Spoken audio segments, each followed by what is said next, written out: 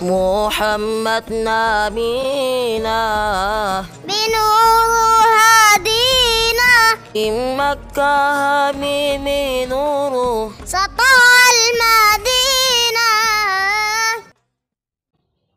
Assalamualaikum warahmatullahi wabarakatuh.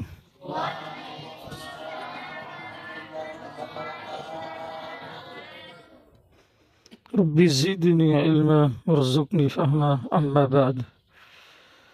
Berita belum jelas, sudah diributkan, sudah digembar-gemborkan seakan berita itu pasti. Inilah kelemahan kita umat Islam di Indonesia. Kadang kita di media itu saling kritik, kita satu sama yang lain. Tetapi ditahu nanti yang berkritik karena Allah dan bukan karena Allah itu ditahu dalam keadaan saat lawan kritik itu dapat ujian.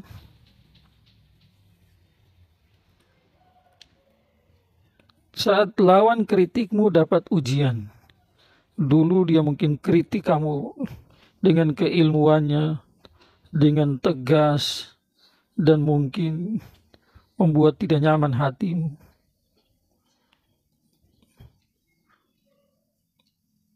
Terus yang mengkritik itu dapat ujian. Maka disinilah ujian saling mengkritik itu betul-betul dilandasi dengan keilmuan, ilmu agama yang mantap. Yang berikutnya dilandasi dengan keikhlasan atau tidak. Kalau dilandasi dengan keilmuan kemudian dan keikhlasan karena Allah semata, demi kemaslahatan umat, kemaslahatan agama, maka lawan kritik saat diuji itu dapat ujian musibah. Nomor satu, diteliti dulu, jangan langsung dianggap itu sudah pasti. Apalagi yang melapor adalah seorang wanita. Walaupun wanita itu mungkin istrinya. Apalagi lagi yang melaporkan seorang wanita yang istrinya itu yang sebelumnya sama suaminya tidak cocok, tidak connect. Alias di dalam rumah tangga itu ada gontokan. Kemungkinan besar laporan ini tidak berasaskan kebenaran. Kemungkinan ini saya bilang tidak menuding. Maka saat kita melihat muncul laporan seperti ini, muncul di berita isu seperti ini, kita jadilah orang yang bijak. Kenapa? Jangan sampai kita ribut seakan berita itu sudah pasti seperti mana yang dilaporkan sama wanita itu. Padahal laporan yang dia masukkan tidak ada salah bukti yang kuat. Katanya. Lewat katanya ada suara wanita yang seakan desahan ini saya tidak tahu. Kemudian diketuk-ketuk. Kemudian di dalam kamar ada begini begitu. Ini kan semua katanya. Bagaimana ini bisa menjadi bukti, satu bukti yang kuat sehingga bisa menuding seseorang itu adalah seorang pencabul, penzina, naudzubillah, itu resikonya besar sekali. Tatkala ini wanita melaporkan seperti itu, maka kita jadi orang bijak, membantu kedua belah pihak, mendoakan kedua belah pihak. Jangan kita miring sebelah. Seminim-minimnya kalau kita tidak bisa membantu, kita diam. Atau kita suasana yang ribut kita tenangkan. Jadi hakim itu tidak gampang. Allah yang maha tahu sesungguhnya saja untuk memutuskan perkara dunia, dia tetapkan undang-undang.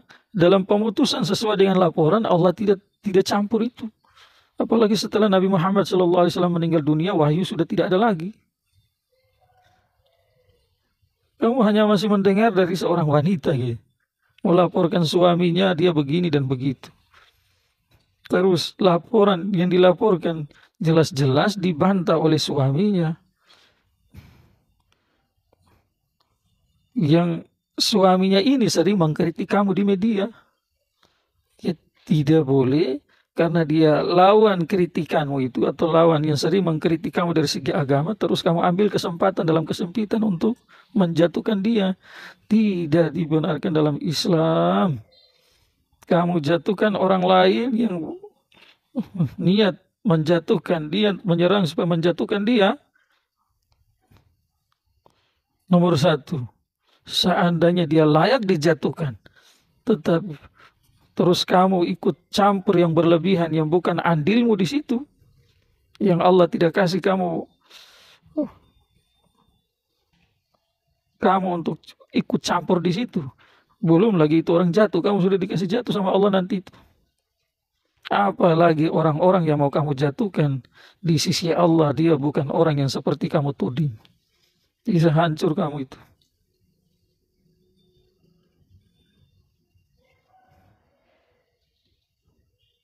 Ini dua belah pihak kan tidak sinkron. Si istri bilang begini, si suami bilang begitu. Bahkan si suami bersumpah demi nama Allah.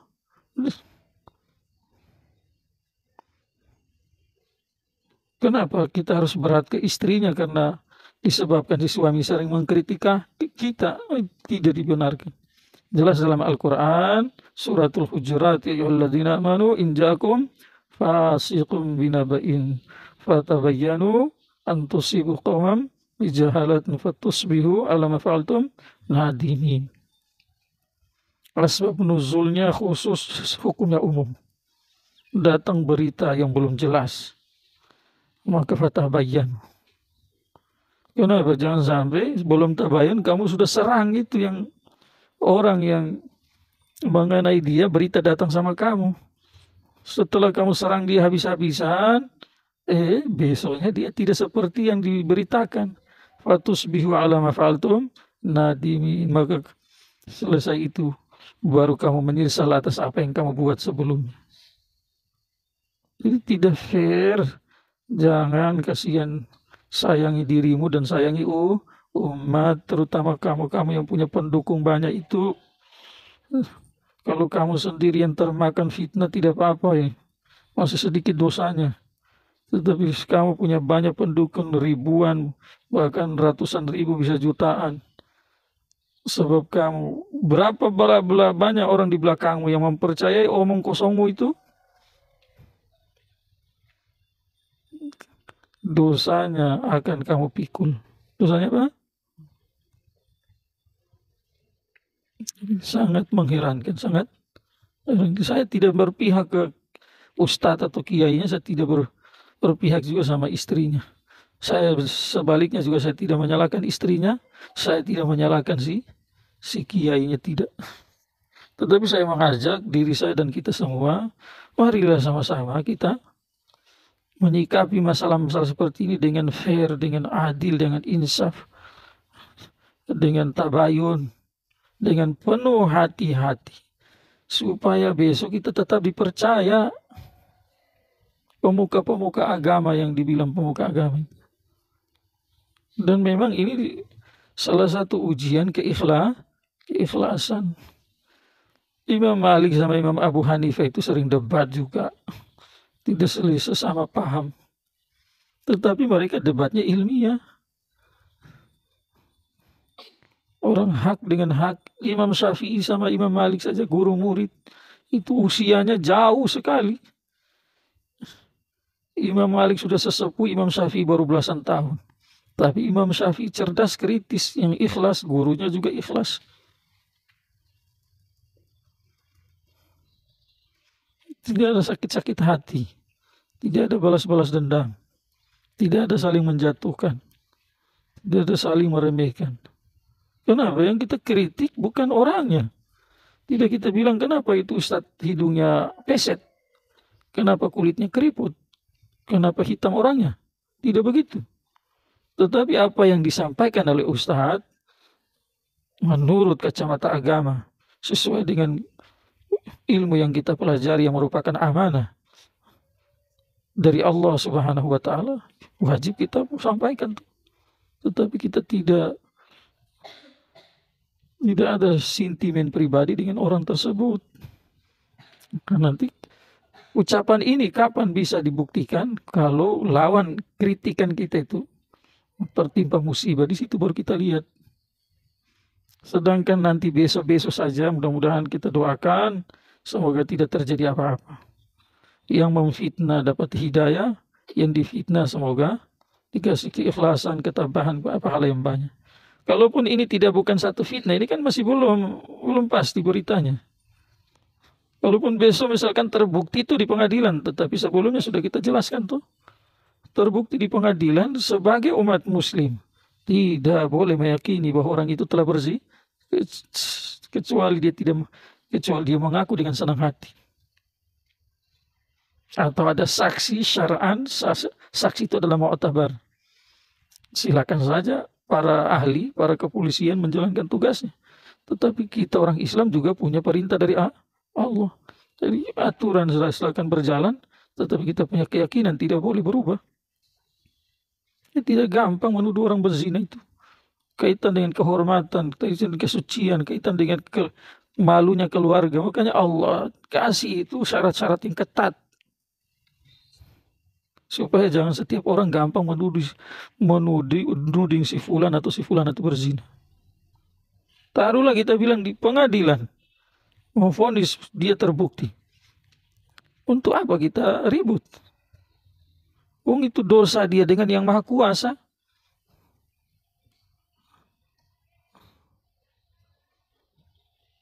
Kita berharap doakan dia, semoga dia diberi hidayah taufik untuk bertobat. Tobat itu yang terbaik, bukan kita mau ribut gembira dengan apa yang dia dapat. Tidak dibenarkan dalam Islam.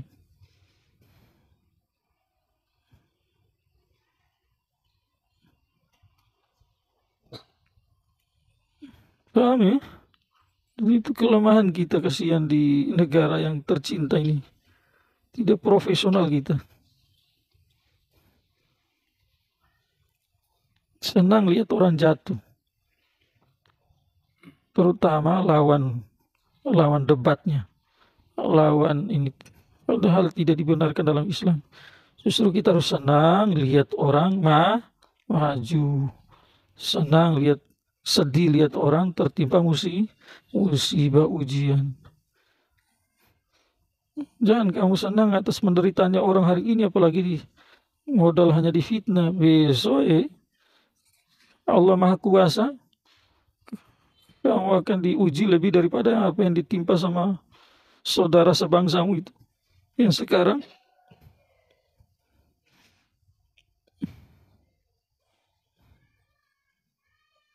tidak. Maka sekarang ini kita tidak bisa memihak. Tidak bisa memihak, tetapi kita harus hati-hati dalam menyikapi. Walaupun zahirnya, kalau ditinjau dari kacamata Islam, jelas bukti yang melapor tidak kuat. Tidak kuat itu apa dasarnya mau ditersangkakan apa? Atau apa dasarnya mau kita bilang si fulan itu telah berzina? Tidak takut sama Allah. Saya bicara nih, seberapa banyak orang yang percaya sama saya, yang senang sama saya, ikuti saya 1, 2, 3, 10, 100, 1000 atau berapa saja. Kalau betul pahalanya kalau saya salah, dosa karena ketidakhati-hatian saya dalam berbicara hanya ceplas-ceplos, maka dosa saya dapat pribadi. Seberapa banyak yang percaya sama saya, semua dosanya sudah. Untuk apa untuk apa kita harus menjadi bagian dari orang seperti itu? Maka mari sama-sama kita sikapi setiap masalah dengan adil, insaf, dengan ikhlas, mintalah sama-sama sama Allah, supaya dikasih sama Allah. Dan kamu bilang ini karena sesama kita sehingga saya bantu itu orang. Saya tidak kenal dia siapa juga, saya tidak tahu siapa dia juga. Yang jelas yang saya diajarkan sama orang tua saya dan saya diajarkan sama guru-guru saya adalah membela kebenaran di dalam setiap orang. Tidak dilihat apa sukunya, apa agamanya, apa bangsanya.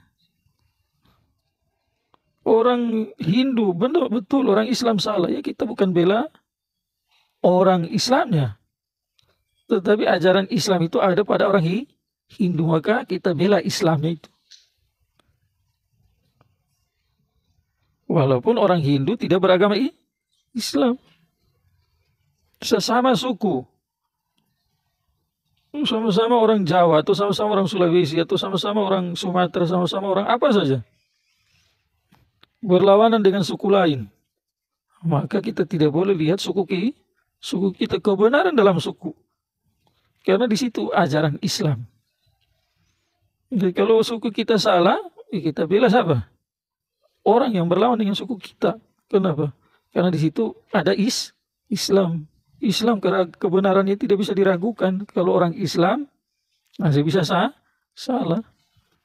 Orang tua kita sama orang lain sengketa, jangan kita lihat dulu orang tua kita. Satu sisi kita punya kewajiban hormati, tetapi hak Allah di atas hak orang tua. Orang tua Islam itu adalah hak Allah. Maka tanpa kita injak-injak itu orang tua, martabat kita, tapi tidak boleh kita bela orang tua. Bela kebenaran yang ada dalam diri orang lain. Kalau kebenaran itu ada dalam diri orang tua kita, bukan orang tuanya dilihat, kebenaran yang dilihat. Saya bela kenapa? Ada kebenaran dalam diri orang tuaku. Ini susah, tetapi kita mau tidak mau harus belajar ke sana. Supaya kita jadi orang-orang yang adil, yang insaf di sisi Allah Subhanahu wa taala. Harapan kita begitu. Semoga bermanfaat. Subhanallah, subhanallah.